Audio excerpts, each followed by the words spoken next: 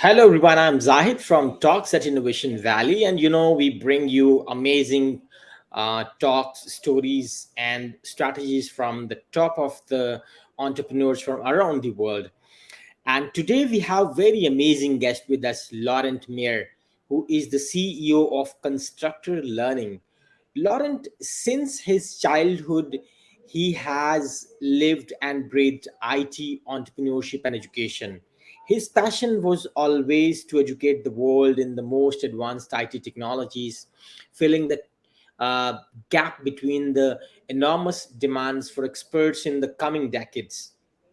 And he is very talented in this technological education and providing the people with the IT related stuff. So first of all, I really warm welcome you, Laurent. Thank you, Zahid. Zahid, it's very nice to be here, and thank you for the invitation. You're welcome. So, Lauren, before we jump to the topic, and which is, our topic today is how to provide entrepreneurship education in schools, colleges, and universities. So, before we jump to our topic, I would love to know, and my audience would love to know about your story, from where you got your education, how you, when you started your professional career, and how was all your journey so far. Yeah, it's great. I'd love to talk about that. Um, I uh, I had the privilege to grow up in California. From a really young. Originally, I'm from France. My parents are French, but they took the whole family to California when I was really young, and I spent all my school years there. Growing up in Santa Barbara, California, and that's also where I went to university. At that time, obviously California was really booming. It still is. So I really in Santa Barbara we were not Silicon Valley, but we were called Silicon Alley. So they definitely got a taste of that. And given my international upbringing, uh, every summer I would go back to Europe, and I really liked it. I really like going to Europe. And after a while, after so many trips, especially during university at UC Santa Barbara, I decided that at some point I would go to Europe. And before that, I worked in the U.S. 4 years selling technology, um, and then I did my MBA in Arizona, in Phoenix, what was then called the Thunderbird School of Global Management. Now it's part of Arizona State University. I went to that school so I can branch out to an international career. And afterwards, I went and did a semester abroad in Paris at HEC. And here, afterwards, I transitioned to another technology job. And that's what I spent most of my career doing, is selling technology. I love technology. We all do. But 7 years ago, um, I was so impacted by all the education I did all the way until my MBA, that I decided that there has to be a technology component to what I do, but I'm a big education guy, right? So getting together with two university professors in Zurich, where I moved, I eventually ended up in Zurich 12 years ago. Great place. Obviously, I always had my eyes set on Switzerland. Um, Getting together with two famous university professors, I really wanted to find something with impact, right? Education is all about impact. It's about making a difference, right? It's not the same as many other disciplines, and we wanted to do something that had technological component and also an educational component. And we found out about the coding academies sprouting up in the world, where you can get rid of a lot of theory and go straight to the practical stuff. And these two university professors who are very famous in teaching, and myself, we were really fascinated by this movement. And before we knew it, faster than we thought, we put together a coding and data science academy um, here in Zurich. This was in 2017, and since then, we've grown the program to 1,000 graduates, and to two more locations. right? I'm trying to keep this as quick as possible, but the biggest takeaway is my passion really for, and not just my passion, my teammates' passion. This is a team thing. We built this together to give people a job for life, right? Data science, software developer, UI, UX designer. These are our courses. We also teach Python. You get into these professions and you have a job for life, and that really that makes us happy. So that's my very short definition of who I am and what I've done.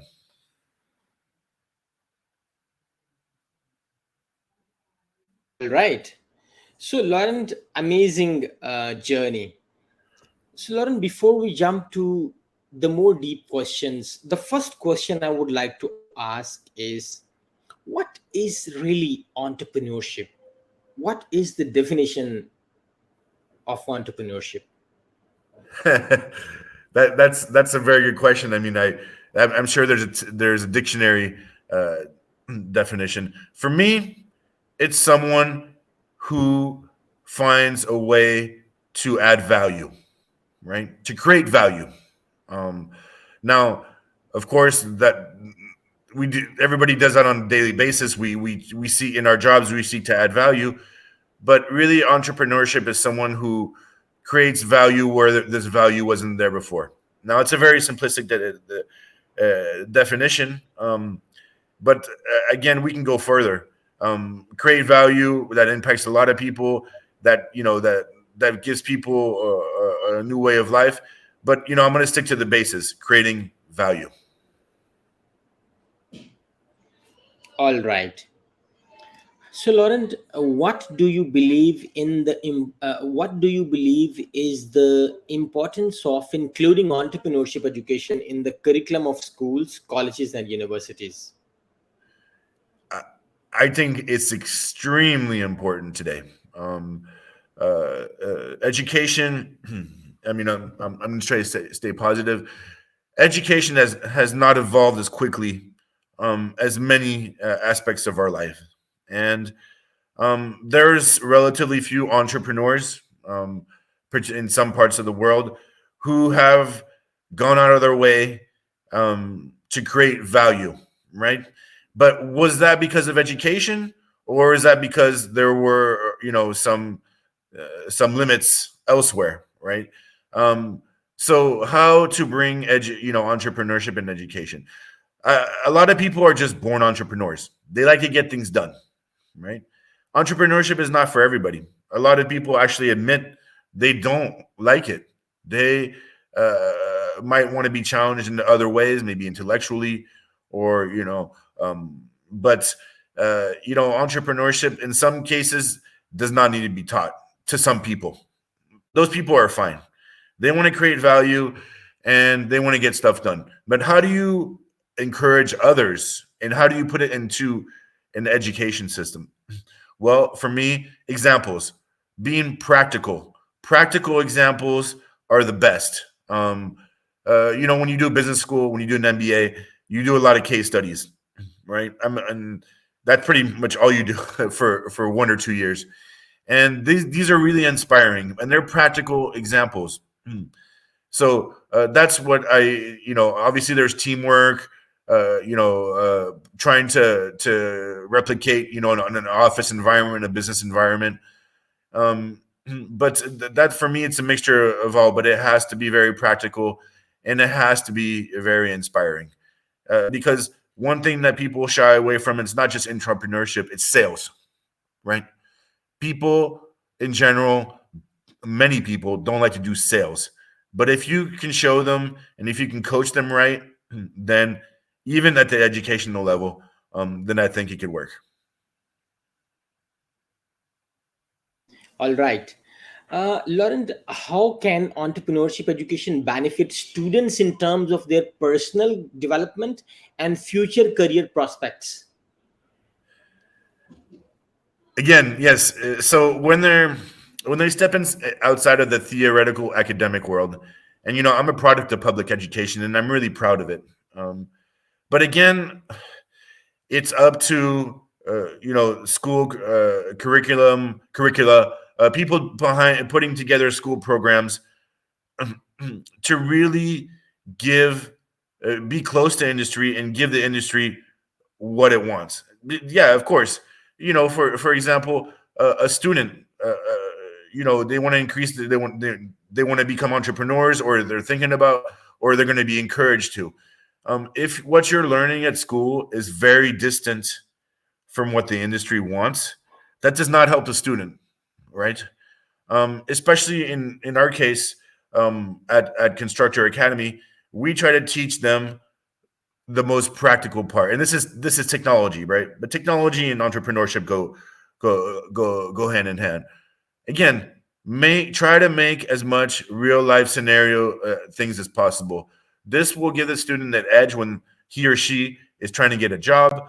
This will give he or she an edge in trying to understand the most used technologies in the industry. Again, I cannot. There's too much disconnect between um, universities, schools, and the industry, and that I think is the next thing that needs to be solved in this world today. Very interesting answer. Laurent, what are some key skills and knowledge areas that should be covered in entrepreneurship education programs? Very good question. For me, it's presenting, um, clearly presenting your ideas. And going to a lot of pitch events and seeing a lot of PowerPoints. I am just amazed on how I just can't understand what people are doing, right? And it's not just me. Um, People might have great ideas, and this is something I see at universities, especially at the master's or PhD level.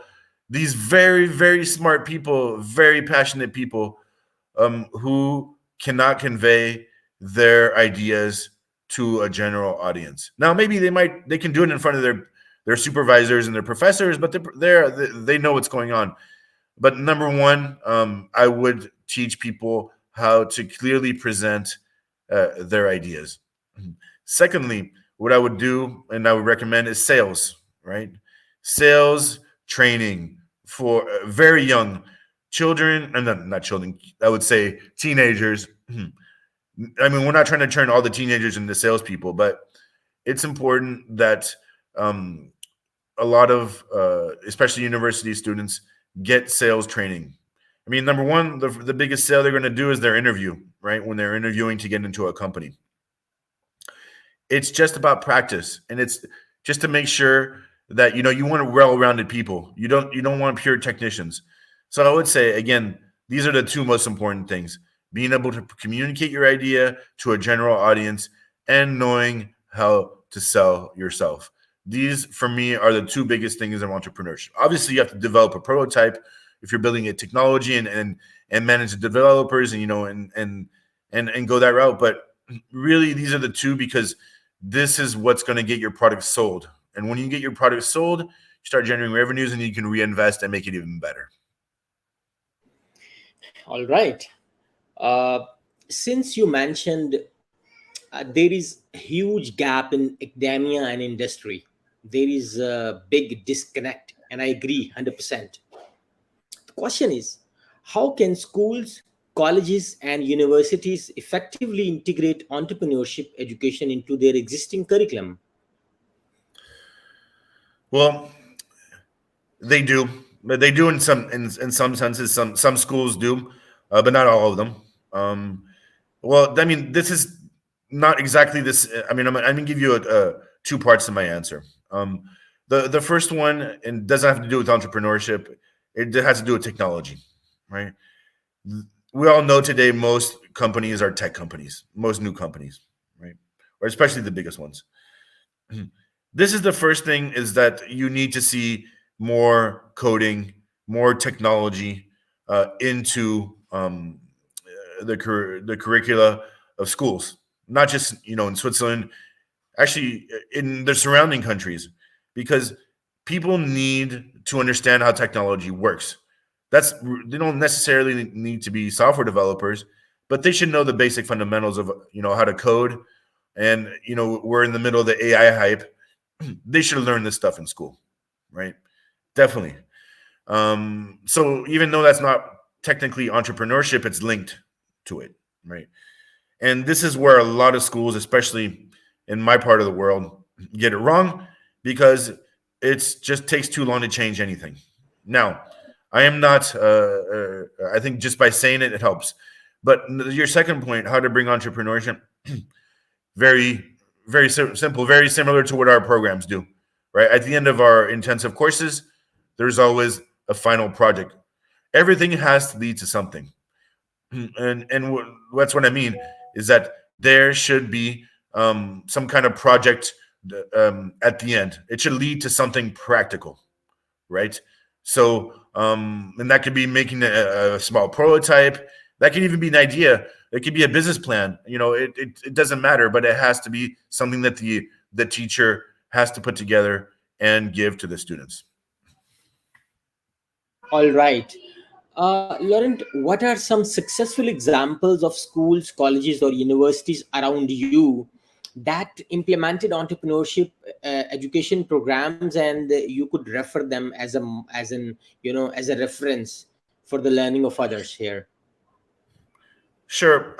I don't see. I mean, obviously, the best one is Stanford, Stanford, MIT, Harvard. I mean, these are where most of the big tech companies come from, right? And they're the leaders. But I represent Europe. I live in Europe now. Hmm. I don't see so many around.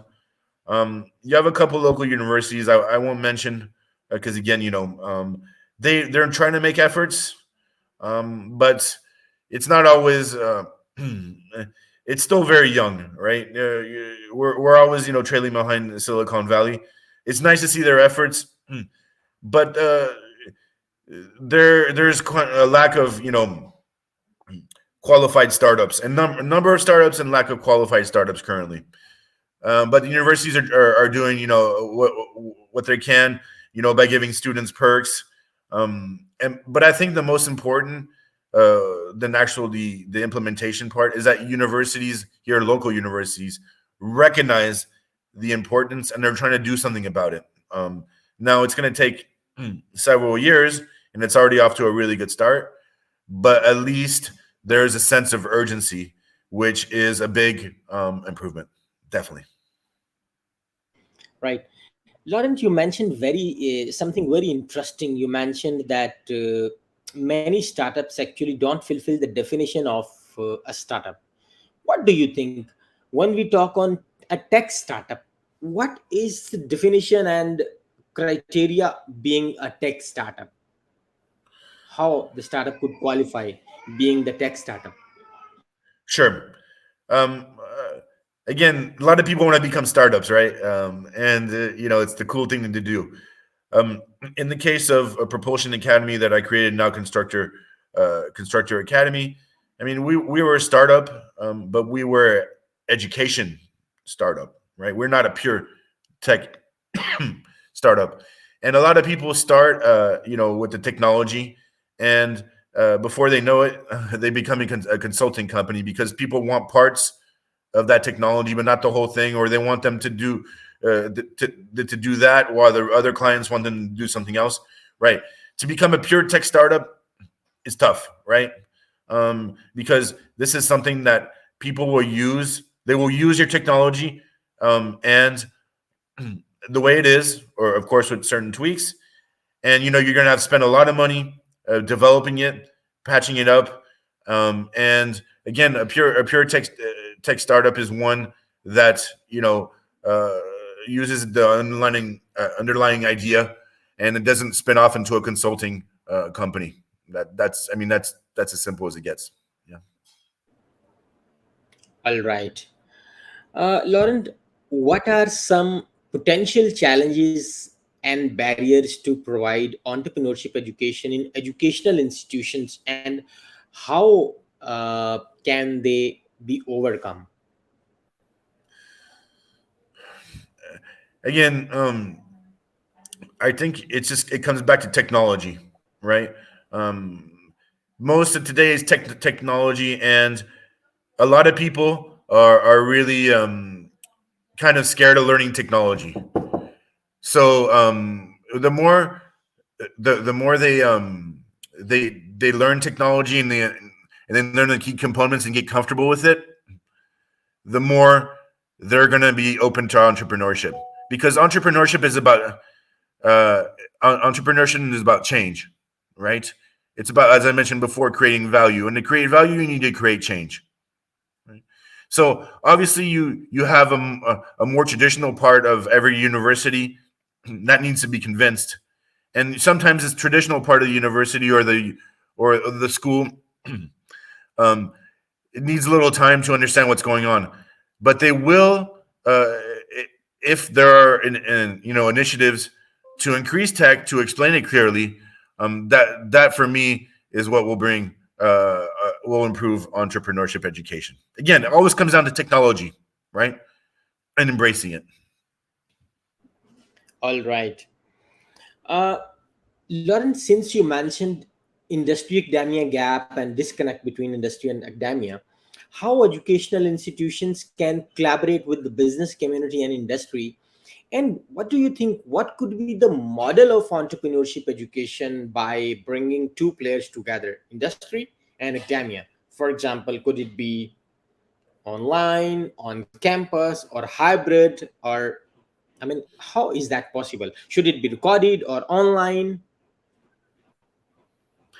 Great question. So industry and academia, they collaborate a lot. In Switzerland, there are many programs. That's there. I think it's about taking it a step further. It's about listening to what the industry wants and then incorporating it. What we do at Constructor Academy, right? At Constructor Academy, our instructors come from industry, and they help shape our curricula, and that's what needs to be happen also at universities and in high schools, right, or even younger than that. There needs to be a closer relation, not just doing projects. Today it's just about doing projects, but it's about what people learn, right? If we, thanks to academia, we get a lot of students, especially in our data science program, so they learn data science and they can go into industry. But and how should it be delivered?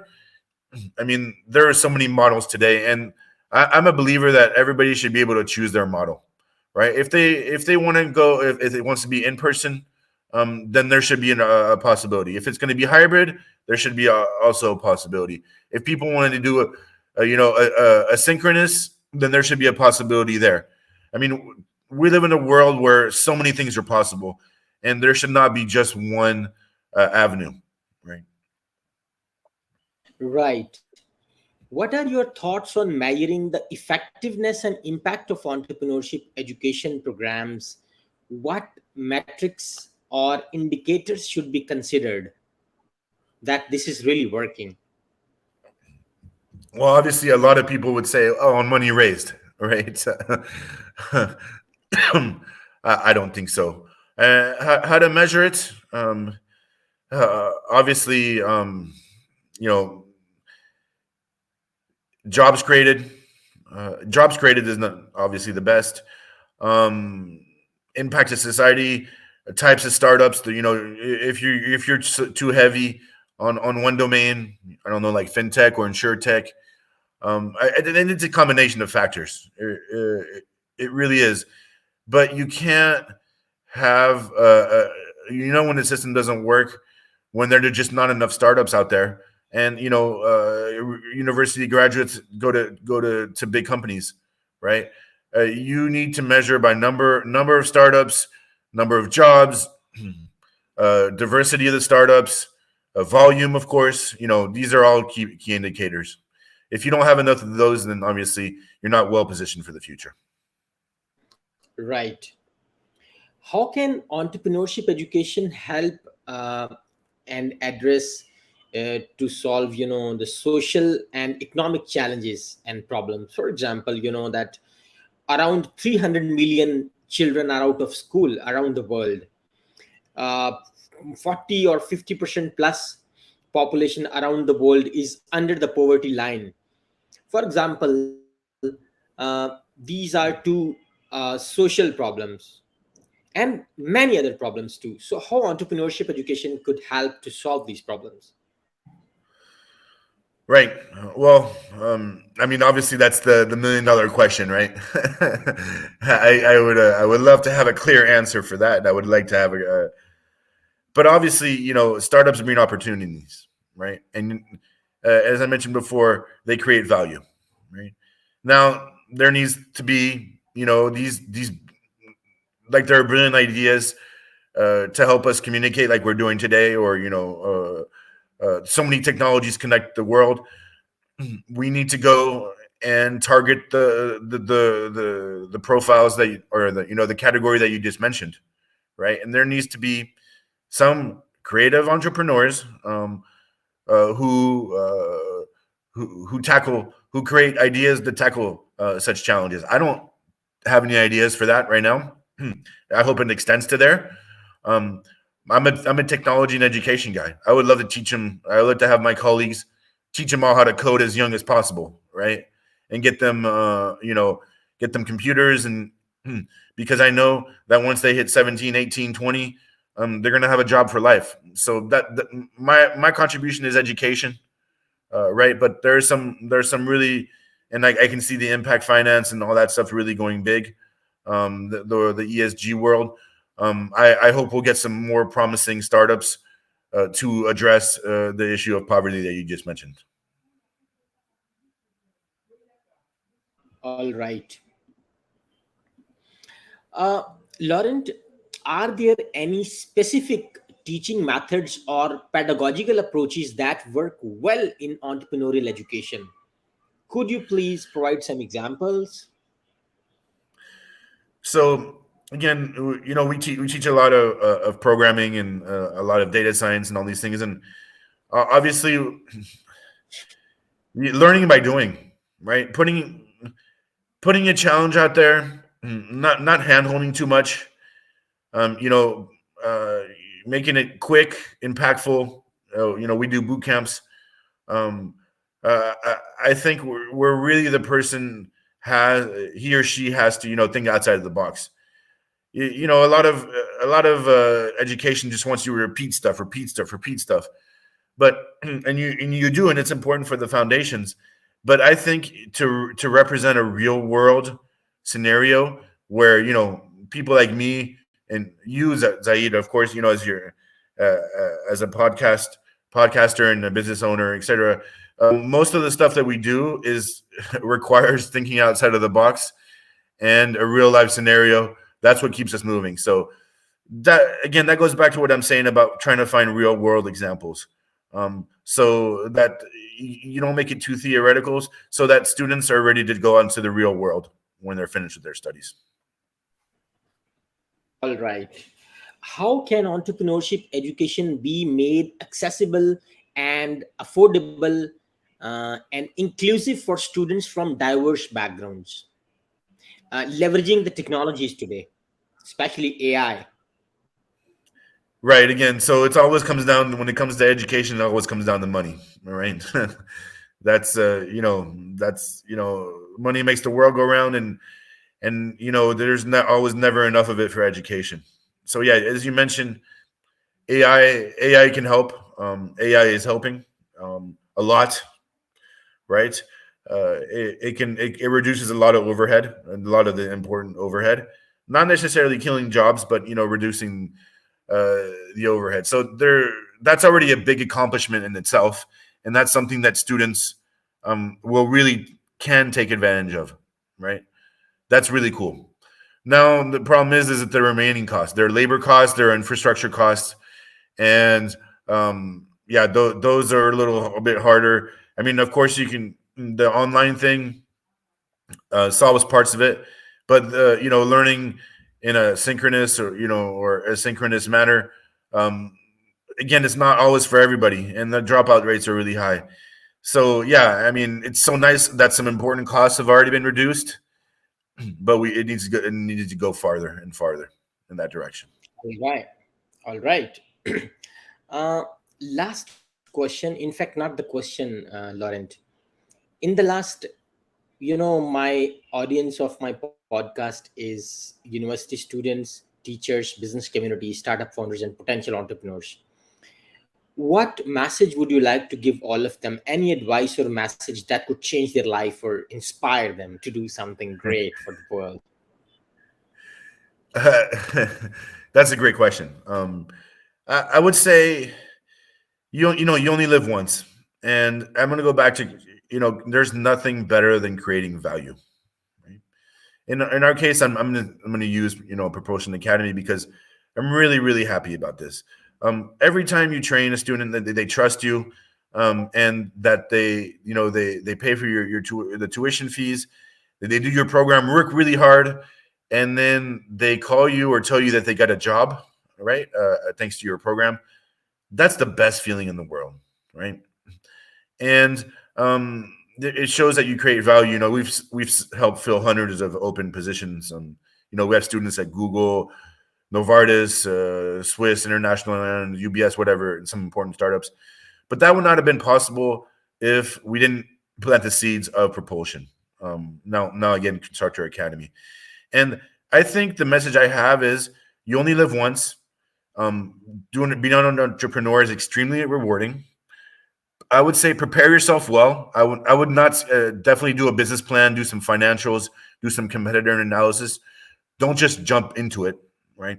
It's nice to to have do a little bit of preparation, just like in anything. But you should, at some point in your life, whether it's young or you're in the beginning or middle end of your career, you should dabble into entrepreneurship, because once you start, your original idea might not be exactly um, what happens, but you don't know it until you start. And once you start, you get the whole machine going, and you have no choice but to make it work. That's what I'm talking about, thinking outside of the box. And for the most part, it will work. Something will get it. You'll get something good out of it, right? A good experience that you can use for something else, or even a success. But it will not be time wasted, because you will learn so much about yourself, about others, that you can always apply it to somebody. You don't know that until you try. So my message is do something that creates value.